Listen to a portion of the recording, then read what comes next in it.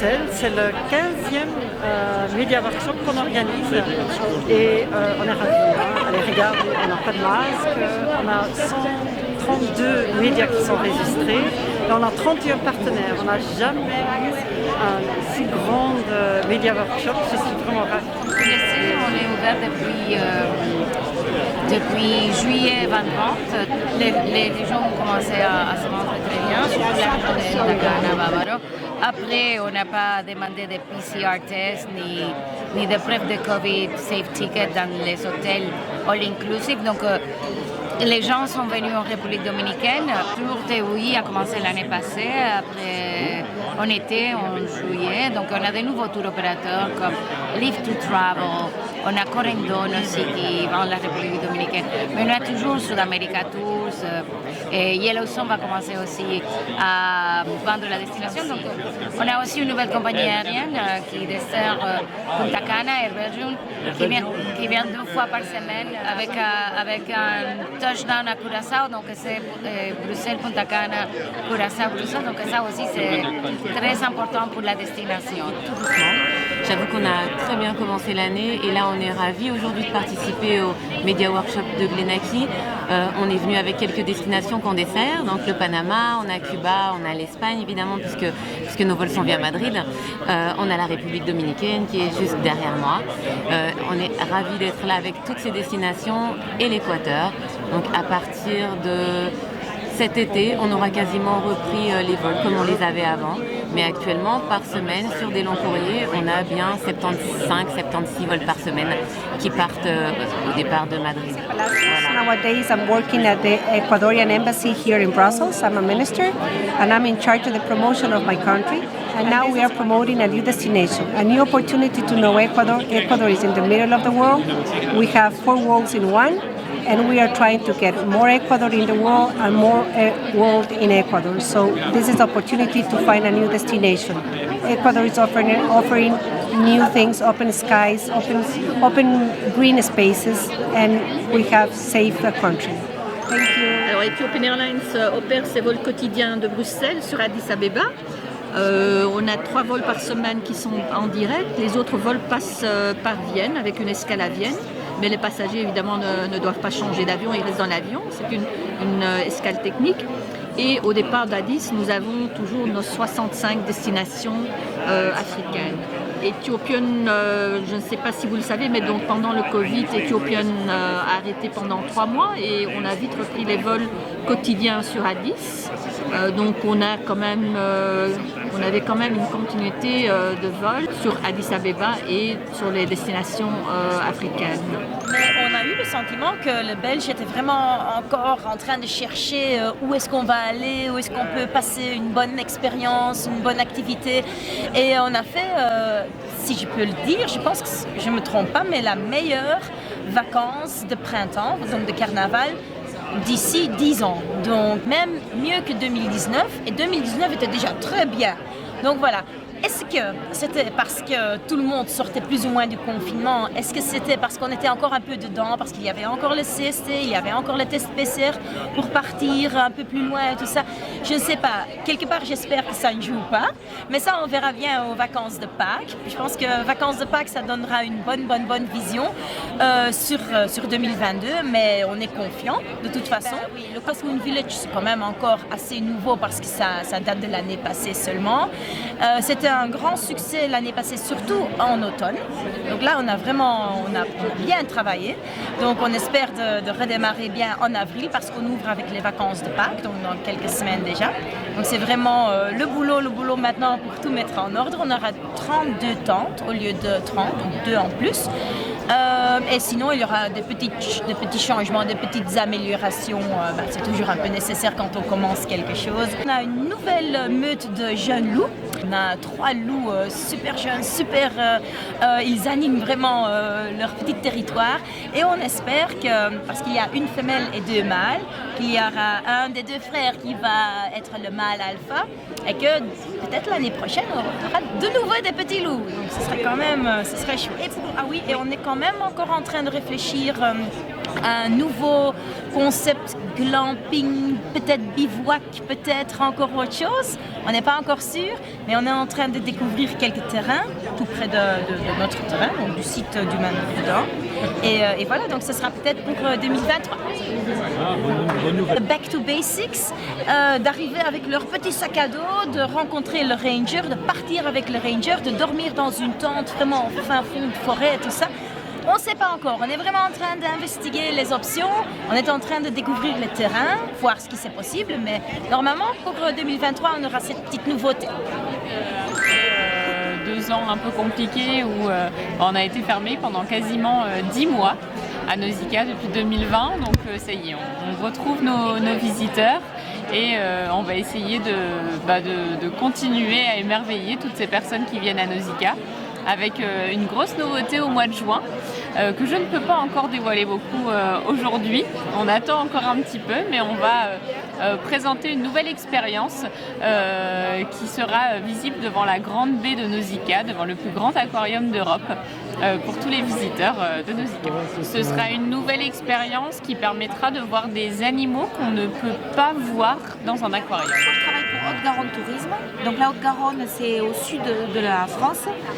C'est cette petite partie, ce département, qui se trouve donc à la frontière des Pyrénées et de l'Espagne, avec Toulouse comme grande ville. Alors les grands sites, il y a cette carte qui présente les choses. Comme grand site, bien sûr, on va commencer par les Pyrénées, tout au sud. Ensuite, on remonte, on suit le cours de la Garonne. Il y a une randonnée qui existe, qui longe la Garonne, qui s'appelle la Via Garona. C'est un GR, un chemin de grande randonnée très facile à faire et qui rejoint donc les Pyrénées à Toulouse sur 170 km. C'est tout à fait facile à faire en plusieurs étapes. Il faut compter une petite semaine pour le faire. Donc ça, c'est une bonne idée de balade déjà, pour ceux qui aiment randonner. Sur les Pyrénées, il y a beaucoup d'activités à faire, que ce soit du canyoning, du parapente, du rafting, voilà, tout ce qui est très nature. Il y a beaucoup d'hébergements aussi, éco-gîtes, logements chez l'habitant. On peut aussi proposer donc pour la Haute-Garonne, le village de Saint-Bertrand-de-Comminges, qui est un village classé, c'est une cathédrale qui est en pleine montagne. C'est un tout petit village de 200 habitants, avec un passé historique. Il y a un village romain, enfin, des vestiges romains. Il y a le village médiéval, il y a une basilique romane, enfin, beaucoup de choses à visiter sur place. En remontant tranquillement, on a le petit village de Rieux aussi qui a une autre cathédrale, parce qu'on a la particularité d'avoir 3 cathédrales chez nous, ce qui est assez insolite. Et enfin, on a aussi le canal du Midi un peu plus au nord, qui peut se découvrir à vélo. Il y a une très belle piste cyclable, une voie verte qui le longe. Et on peut aussi le faire sur l'eau, soit avec des petites locations de bateaux habitables sur plusieurs jours, ou sur des bateaux électriques.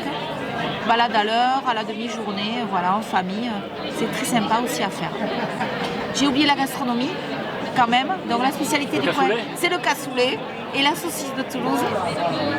Une très bonne charcuterie. Les vins. Alors après les vins, voilà. Et on a les vins de Fronto. Alors le mieux pour les découvrir, c'est les marchés de plein vent le samedi ou le dimanche matin quand on est en vacances, sinon tous les jours. Et voilà, sous les places de village, il y a de très beaux marchés avec des bons produits locaux, en circuit court. Du bio ou pas que du bio, mais c'est vraiment du circuit court et c'est des bons produits bien de chez nous. Bonjour, donc je suis Lauriane Donzelli de Tarn-et-Garonne Tourisme. Et donc le Tarn-et-Garonne, c'est donc dans le sud-ouest de la France, tout près de Toulouse. Et la ville principale est Montauban, que vous connaissez peut-être, qui est aussi une ville rose, donc toute en briques, et qui est bordée par le Tarn. Donc on est vraiment un département d'eau, puisqu'on est traversé par le Tarn et la Garonne, d'où le nom du département Tarn-et-Garonne. Mais on a aussi la fin de la rivière Aveyron qui fait de très belles gorges chez nous avec des falaises calcaires et des paysages voilà, très impressionnants. Beaucoup de villages perchés. Nous avons 3 des plus beaux villages de France. Bruniquel, que vous connaissez peut-être pour le film Le Vieux Fusil.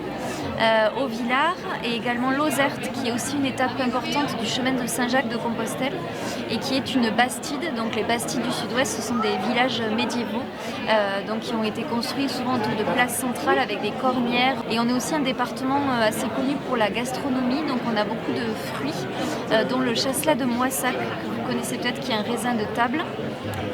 Beaucoup de vins également, on a 6 appellations viticoles Et ensuite, tout ce qui est spécialité autour du canard, la truffe, le safran.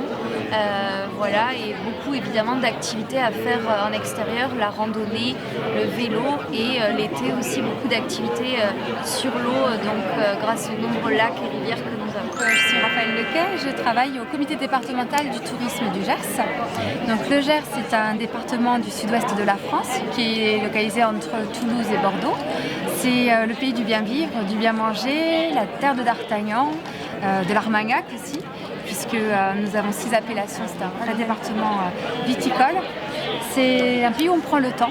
On prend le temps de se rencontrer, de découvrir, de sillonner la campagne, les vallons pour aller de village en château, en abbaye. Voilà, et chaque petit village regorge de pépites, de secrets. Une abbaye avec des œuvres de maîtres européens, un château avec des expositions. Voilà, on a cette diversité, cette richesse. Et comme tout département nature, donc le Gers, c'est un jardin cultivé. C'est un département agricole avec les Pyrénées à l'horizon. Et donc c'est l'idéal, c'est le paradis des randonneurs, que ce soit à pied, en vélo électrique, puisque ça monte ou ça descend, sauf pour les sportifs, là on peut se faire plaisir. Mais c'est aussi le cheval, le paddle, le canoë sur les lacs ou sur les rivières sauvages. C'est de la gastronomie, de la pleine nature, des rencontres, beaucoup. L'habitant chez nous joue un rôle essentiel dans l'expérience de séjour. On aime le rencontrer, que ce soit au domaine, à la ferme, au marché ou même à la table d'un restaurant. Donc c'est ce mix de patrimoine, de nature, de rencontres, de bien vivre qui fait toute la richesse du Gers. Le département du Tarn est un département du sud-ouest de la France, à proximité de Toulouse. Albi, notre ville principale, est située à 1h, 1h15 de Toulouse. Donc notre territoire est un territoire un petit peu entre nature et culture, puisque nous avons donc le nord du département qui est riche en villages médiévaux et autres bastides perchées, donc de très beaux villages très bien conservés. Nous avons d'ailleurs le village de Cordes-sur-Ciel, qui est un très beau village, qui a été village préféré des Français et qui fête cette année ses 800 ans. Donc avec beaucoup de festivités médiévales, banquets médiévaux, etc. Et donc c'est aussi la zone du vignoble que l'on appelle la petite Toscane, parce que c'est un vignoble qui est très vallonné avec de très beaux paysages et avec aussi des petites productions, puisque c'est un des plus petits vignobles de France, mais qui a aussi un caractère tout à fait particulier et une qualité d'accueil très exceptionnelle. Donc à proximité de ce vignoble, nous avons la ville d'Albi, donc cité épiscopale, classée au patrimoine mondial de l'UNESCO, avec la cathédrale Sainte-Cécile, qui est une magnifique cathédrale de briques, c'est le plus grand édifice de briques au monde, et le musée Toulouse-Lautrec, puisque Toulouse-Lautrec est originaire du Tarn, du petit village de Lautrec situé un petit peu plus bas dans le pays de Cocagne, et donc nous avons la plus grande collection du musée Lautrec, de Toulouse-Lautrec au monde. Ensuite, bien sûr, on peut descendre vers le pays de Cocagne, où on va découvrir à la fois l'aérose de Lautrec, qui est label rouge IGP, et puis le pastel, donc le bleu pastel. Donc on a beaucoup d'or dans le Tarn, l'or bleu, l'or rose, et puis on a aussi une nature très vivifiante, puisque les monts de la Cône, qui sont riches par leur charcuterie, mais aussi leur paysage magnifique. Pour y accéder, on passe par le Cidobre, qui est le plus grand massif granitique d'Europe, où on a des rochers gigantesques qui ont été forgés par la nature et qui forment des animaux, des champignons, des choses assez étonnantes. Un sentier des merveilles, c'est le nom d'ailleurs, où on peut se promener en famille. Et puis on peut descendre ensuite vers la montagne noire, qui porte bien son nom, parce que c'est un tissu, c'est un manteau de végétation, où on peut monter, voir cette montagne noire, ou alors l'apprécier aussi depuis la Capelette, qui est une petite chapelle qui donne une vue sur la montagne noire à Dournes, donc très très bel endroit. Et puis nous finissons ensuite vers le canal du Midi, puisque le canal du Midi prend sa source, enfin en tout cas est alimenté en eau, a été alimenté en eau par la montagne Noire, et on suit la rigole et on arrive au Camaz pour faire une petite balade très verte pour partir ensuite vers d'autres destinations. Voilà. Et bien puis du coup ça se passe très bien, on renaît un peu de la crise du Covid qui a un peu impacté quand même l'influence sur les dernières saisons. Mais il faut savoir que les Belges sont des fervents visiteurs du Puy du Fou puisque ce sont les premiers visiteurs internationaux au Puy du Fou. Voilà, depuis la saison 2019. Voilà. Et puis pour la saison à venir, on a quelques nouveautés. Alors on a sur l'un de nos spectacles phares du parc qui est dans une arène, le Stadium Gallo-Romain, qui s'appelle le Signe du Triomphe. Le final va être revu, donc c'est pas le spectacle en entier qui change, mais c'est la fin du spectacle qui est modifiée. Et on aura tout un grand spectacle impressionnant de machinerie qui prendra le relais sur le final du spectacle. Donc j'en dis pas plus, il faudra venir découvrir ces nouveautés. Alors ça ouvre le 9 avril. 9 avril, dans un mois. Exactement, dans un mois tout pile, jusqu'à novembre. Toujours, oui. Nos spectacles sont de toute façon permanents sur l'année, donc dès qu'il y a une nouveauté, elle reste dans le parc. L'Édouard à vélo, elle est située 40 km au nord de la Loire. On part de Chartres, juste à côté de Chartres, à Saint-Aimant, pour aller jusqu'à Angers à vélo. Donc on traverse un très bel itinéraire de 320 km et puis c'est la douce France, on fait vraiment des beaux voyages à vélo, on prend le temps, c'est très bucolique et c'est le premier itinéraire qui suit une rivière de sa source jusqu'à sa confluence. Oui, très original et puis en fait voilà, l'eau apporte vraiment toute une thématique autour de prendre le temps, d'être vraiment sous l'eau, on a vraiment besoin de ça en ce moment, des parenthèses nature et un peu artistique aussi parce qu'il y a beaucoup d'écrivains qui ont trouvé leur inspiration Vallée du Loir. On peut venir avec son propre vélo parce qu'en fait dans les trains il y a des transports qui sont dédiés, on peut réserver une place pour son vélo, mais sinon du côté de Chartres ou d'Angers on peut faire dans les deux sens, il y a des loueurs de vélos qui sont disponibles et il y a même le transport de bagages qui peut être proposé. Voilà, sur le site internet de la Vallée du Loir il y a toute une liste de logements qui est proposée et on vient de sortir un carnet de route qui permet d'organiser son propre itinéraire. In België zijn er meer dan 1400 huizen en elk huis is uniek. En wat er nieuw is dat wij de uniekheid van elk huis, maar ook van elke vakantie willen benadrukken. En vorig jaar hebben we daarom een collectie unieke huizen, Unique Homes 23, geselecteerd. En dat varieert van een kasteel tot een boot tot een boomhut. Maar ook gewoon huizen die in prachtige natuur of in een mooie omgeving zijn gelegen. En dat willen we doorzetten. Dus steeds het unieke benadrukken van het huis. Dat kan zijn duurzaamheid, dat kan zijn geschikt voor grote groepen of personen met beperkte mobiliteit. In het hoogseizoen worden altijd veel vakanties geboekt om te kijken wat kan de focus zijn voor het voor- en het naseizoen. Jonge mensen die met vrienden gaan of families en groepen die ook op zoek zijn naar een mooi vakantiehuis in de andere maanden van het jaar dan alleen enkel juni en augustus.